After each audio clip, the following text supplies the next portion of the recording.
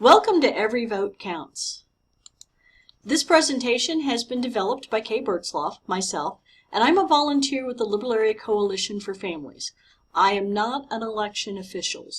With the new rules that have come in place with changes in the Kansas legislature, I need to be very clear about that. So I have done a great deal of research in voting, but I am not an official with the election office.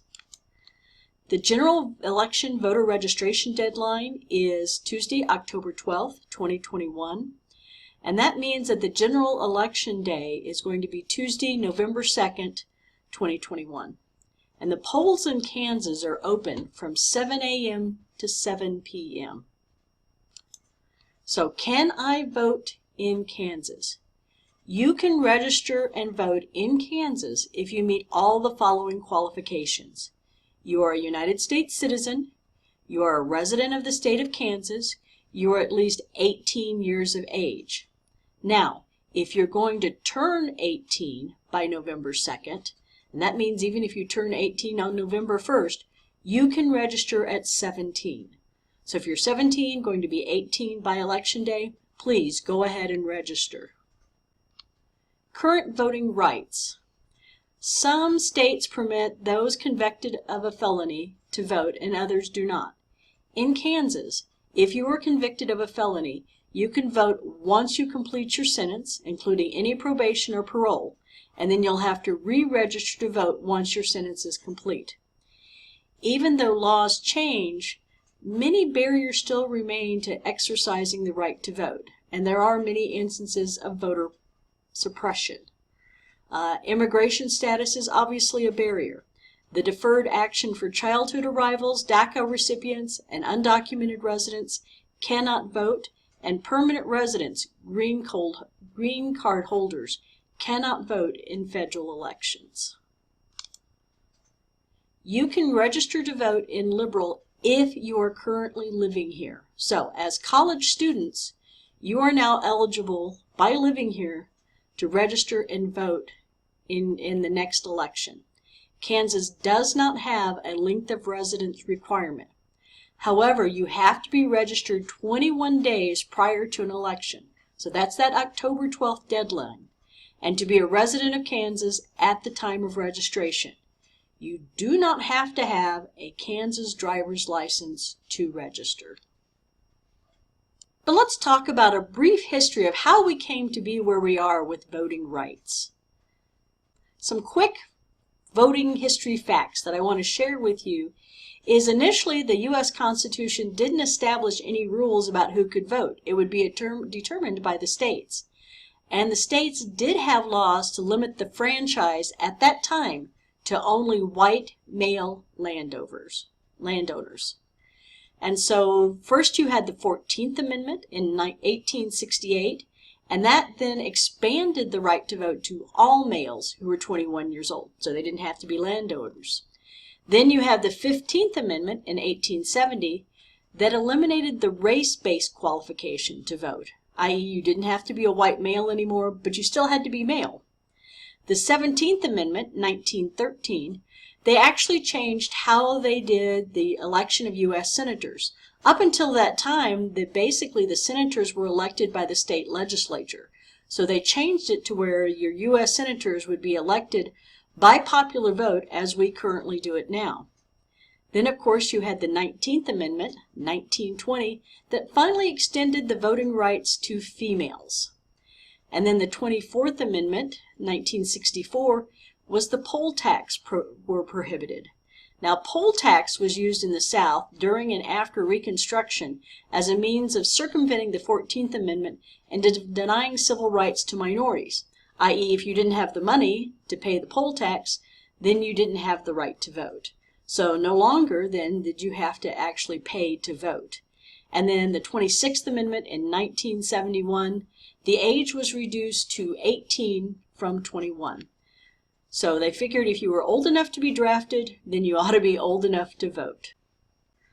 But we have a voting problem in the United States. It's getting better, but we have a voting problem, and that problem is not enough people are voting. Now, Luckily, the 2020 election saw the highest voter turnout in U.S. history. The 2020 presidential election had a turnout of 66.8% of citizens 18-year-old and older voting in the election. That was 17 million more people that voted in 2020 compared to 2016. In contrast, we only had 57.9% of the eligible voters vote in 2016. However, this still left 80 million eligible voters not voting in the 2020 election. The voting rates were higher in 2020 than in 2016 across all the age groups, with the turnout by voters ages 18 to 34 increasing the most between elections. For citizens ages 18 to 34, 57% voted in 2020, up from 49% in 2016. In the 35 to 64 age group, turnout was 69% compared to 65% in 2016. And the 65 and older group, 74% voted in 2020 compared to 71% in 2016. So while we saw increases across the board, what we really saw most significant was those younger voters turning out to vote.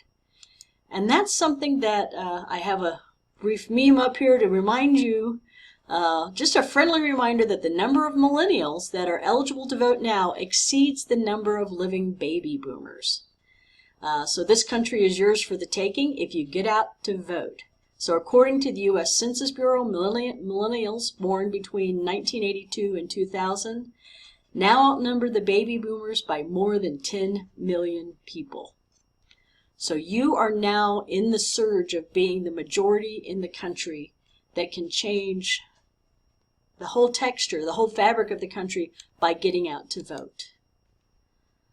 Sadly, local races have the lowest turnout. In 2019, only 17% of the eligible registered voters voted in the elections for Liberal City Commission, USD 480 Board of Education, USD 483 Board of Education, and the SCCC Board of Trustees.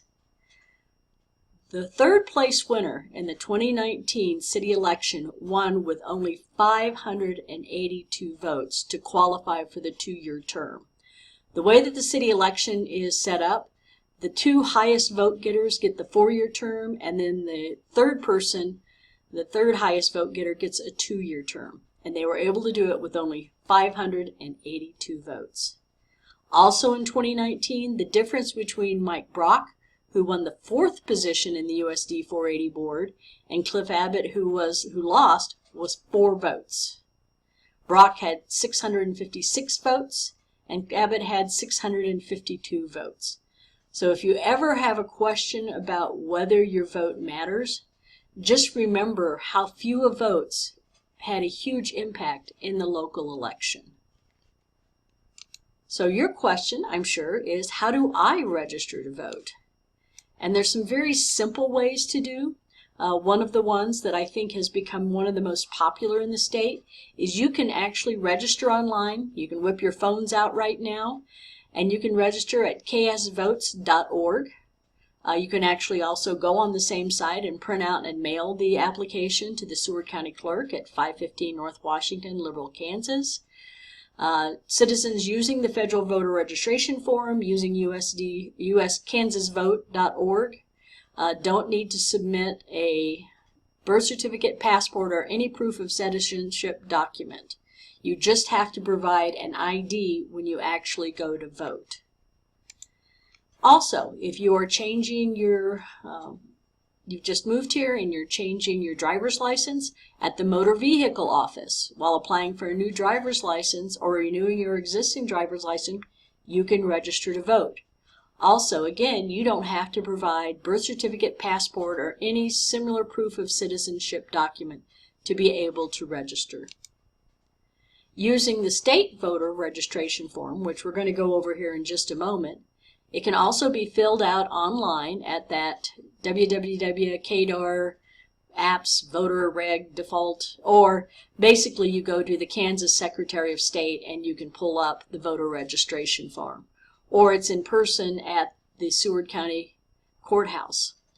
And because of a lawsuit and because of a court case, as of March 2020, citizens using the state form do not need to submit a birth certificate, passport, or similar proof of citizenship document in order to complete the registration process. So now we have it where everything is done equally no matter how you apply for voter registration. So here you see the form. This is the state form for voter registration. As you can see, it's a very simple form. It will only take you, I think, 2 minutes to fill it out. First and foremost, you have to remember to answer the top two questions. As I do voter registration around the state, I think these are the ones people skip over the most often, not because they don't want to answer them, they simply just don't see them. So you have to tell us if you're a citizen of the United States of America, and if you will be 18 years of age on or before Election Day. If you click yes to both of those, then you are good to go to register. Then you simply fill out your name, last name, first name, middle, the residential address, your mailing address if it's different than the residential, and then your birth date. So if you are a student here and you want to register to vote here, then what you need to do as your residential address is not your home address. Let's say you live in Kansas City. You'll want to give the address of the dorm here or wherever you're living. So if you want to register to vote here. Now, if you want to make sure you're registered back home, you can also use this form. You'll just need to mail it to the appropriate county clerk. In this case, it might be easier for you to go to ksvotes.org because then it would be directly sent to the county clerk in your home county. And then basically as far as your driver's license number or the last four social, you need to go ahead and fill that out. What you don't have to fill out is party affiliation. If you don't want to declare Democrat, Republican, or Libertarian, you can simply click not affiliated with a party. You do not have to affiliate with the party in order to register to vote. And you will be able, whether you're affiliated with the party or not, you'll be able to vote in the local elections. Those are nonpartisan. You'll be able to vote in the general elections. The only thing where this has an impact on you is the primary elections, because in Kansas, they are party specific. So if you go to vote in a primary, you'll have to either vote Democrat or Republican, unless you have a ballot question about, say, a 1-cent sales tax or something else. You're not going to be able to vote in the primary. And then you simply date and sign your application and you're good to go. So how do you know if I'm registered? Let's say you've done all your work and you want to make sure it came through. Once again, that's where that ksvotes.org comes in handy, because you can just pull it up, plug in your information, and it will let you know if you're registered or not. You can also contact your local election authority to confirm your registration. If you want to make sure you're registered in Seward County, then you call the Seward County Clerk's office at 620-626-3355. Do I need to show photo ID to vote? Yes, you do in Kansas. You do not have to do that, by the way, if you're voting in Oklahoma. This is very specific to Kansas. So acceptable forms of ID include, of course, your driver's license or identification card issued by the state of Kansas, any other state, or an Indian tribe. So this is where if you don't have a Kansas driver's license, you can still vote. If you've registered in Kansas, if you've established a residence in Kansas, but let's say you have an Oklahoma or a Texas or some other driver's license, you can still use that as a form of ID when you go to vote. All they're interested in is to make sure that the person voting is the person who they say they are. Also in Kansas, you can use the concealed carry of handgun or weapon license that's issued by Kansas. You can use a United States passport. You can use an employee badge or ID document issued by a city, county, state, or federal government office. So if you work, say, for the city of Liberal or Seward County and they have an employee badge or ID document, you can use that. U.S. military identification document. A student ID card issued by an accredited post-secondary institution of education in Kansas. So if you had a Seward County Community College ID, you could use that. And a public assistance identification card issued by a city, county, state, or federal government office. So there are a variety of ways that you can use, a variety of documents that you can use to establish your identification so that you can go in and legally vote. If you do not have that identification on you when you go to vote, they will let you go ahead and vote. It will be a provisional ballot, and then you will have till the Friday after the Tuesday that you voted to go in and provide that identification to the county clerk's office to establish and have your vote actually count. You can also apply to vote in advance by mail. So let's say you don't want to go to the polls. You can actually go ahead and apply in advance. You can apply at the mail by that ksvotes.org. You can also apply by downloading the form in English or Spanish, and I've given you the address, but if you just go to the Seward County, Kansas webpage, then it will lead you to where you can download that document. The deadline to submit an application to vote by mail is October 19th, and I will warn you right now, if you mail that ballot, it needs 2 first-class stamps. If you don't put 2 stamps on, again, it's not going to get mailed, it's not going to get there in time. You can also return your advance ballot by person. It must be turned in by 7 p.m. on election day at any polling place within the county. And then if you're returning by mail, there's been some changes in the law.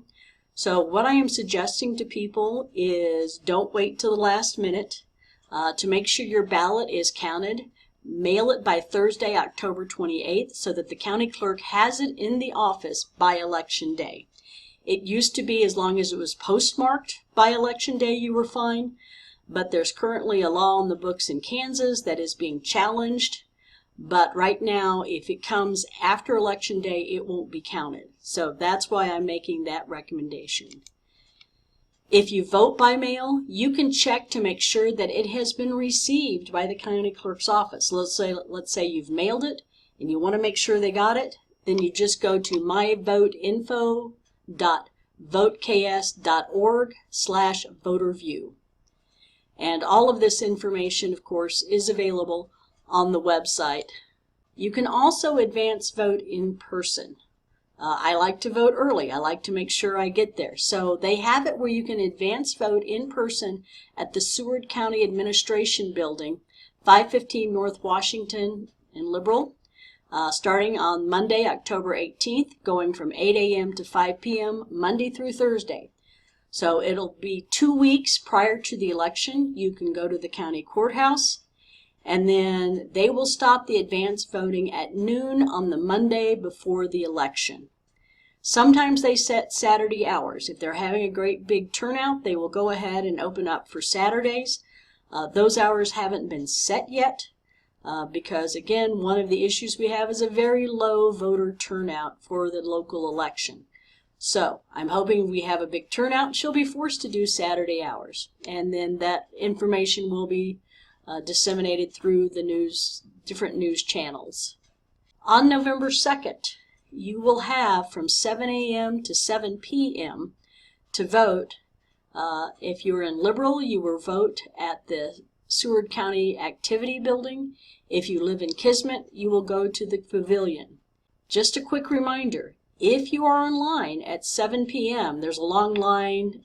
They have to let you vote. So no matter how long that line goes, and there's been cases of other places in the United States where people were voting till 10 o'clock at night, but they're in line, they have to let you vote. What if I have a problem at the polls? What if something comes up? If you're not on the voter list, first ask a poll worker to check the list again and confirm you're in the right polling place for your address. If you're at the right place but your name isn't on the voter list, you can request a provisional ballot. If you're at the wrong polling place, ask for help to find the right one. In Seward County, it's very easy. You're either at one or the other. There's only 2. But if anybody tries to harass or intimidate you, you tell a poll worker right away.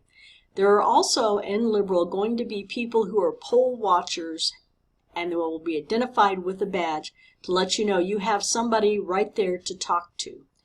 And if you're unable to resolve the problem by speaking with a poll worker, you can call the ACLU of Kansas Election Protection Hotline at 1-866-OUR-VOTE. So now you're all ready, you're registered, you're ready to go vote, you know how to vote. Now, the bad word is you need to do some homework. And we all know how we like to do homework when you're in college. Here is an example of what the ballot will look like at this next election. So this ballot will look different depending on where you live. If you don't live in city limits, then you won't be able to vote for the city commissioner. The college is in city limits. So if your residence is here at the college, then you'll be able to vote for city commission. Just a quick thing, this is provided for information purposes only. The Liberal Area Coalition for Families does not endorse any candidates.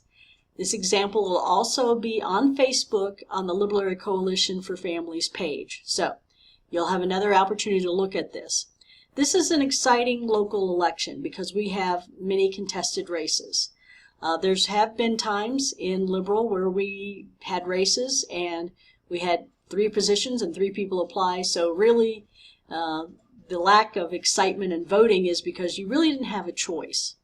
In this upcoming election, you have 6 candidates running for city commission, and you can choose up to a total of 3 candidates. So you look at the candidates and you mark which 3 that you want. All of this is done, by the way, at the polls on an electronic machine. So you're just clicking the electrons. But you also see we have, a contested race in USD 480.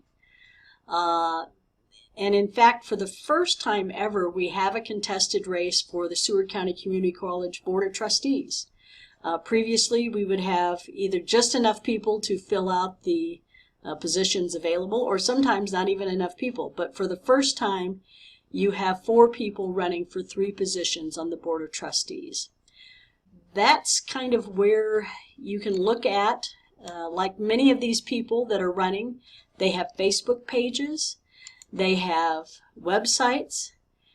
So really you want to know how you're going to vote before you mark your ballot. You want to do that homework.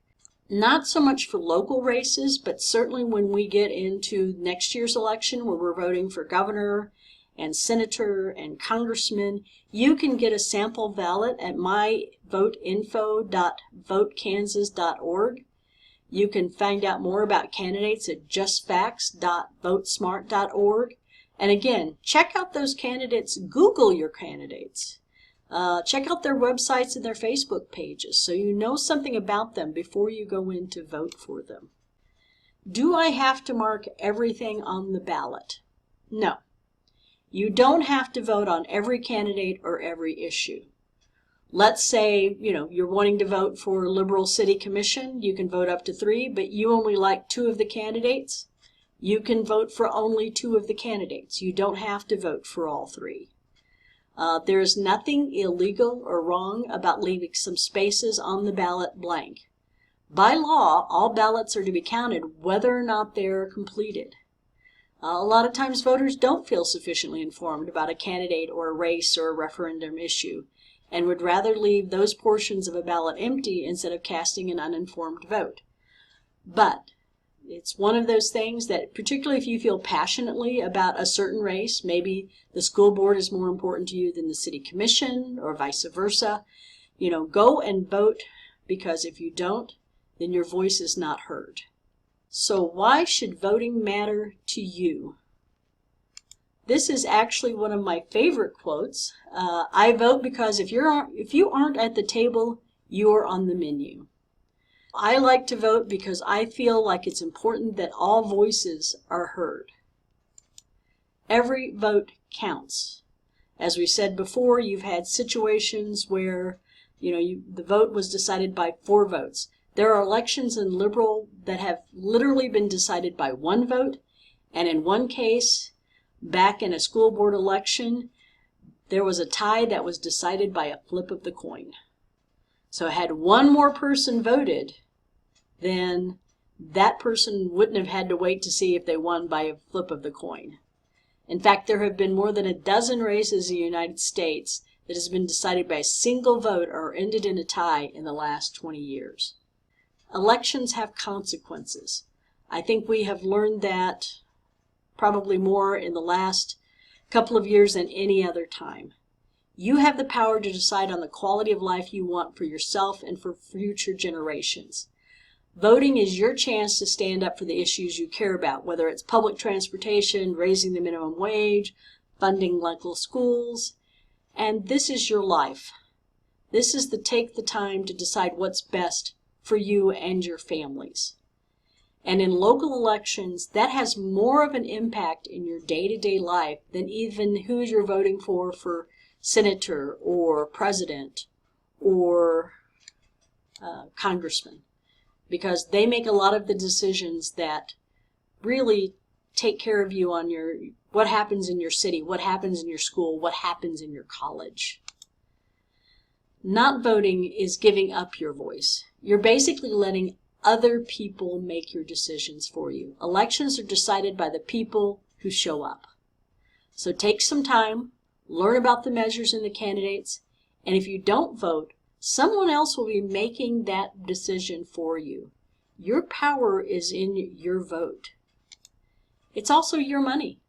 You pay taxes. You pay taxes every day. Every time you buy something at the store, every time you buy something at the bookstore, you're paying taxes. But do you know how that money is being used? Most people don't. Voting is your chance to choose how your tax dollars are spent, such as funding for health care, social services. What happens to your parks? What happens to your schools? Voting is also your opportunity for change. If you want to make a positive impact, voting gives you that chance. Support the candidates and the ballot measures that can help your community, your state, and even the nation for the greater good. Your voice needs to be heard in those elections. If you want representation, then you have to be the one who shows up that votes. And we depend on you. The community depends on you. All of your friends, your neighbors, your loved ones, your children. Some may not know how important voting is, while others may not have that privilege to vote. So one of the things that I tell you is, not only are you voting for yourself, but you may be voting for your family members who are not able to vote. So I appreciate the time that you have taken to listen to these presentations. And if you have any questions, certainly you feel free to contact the Seward County Clerk's Office, but you may also contact me at 620-629-0203. And I will be happy to help you with any voting concerns that you may have.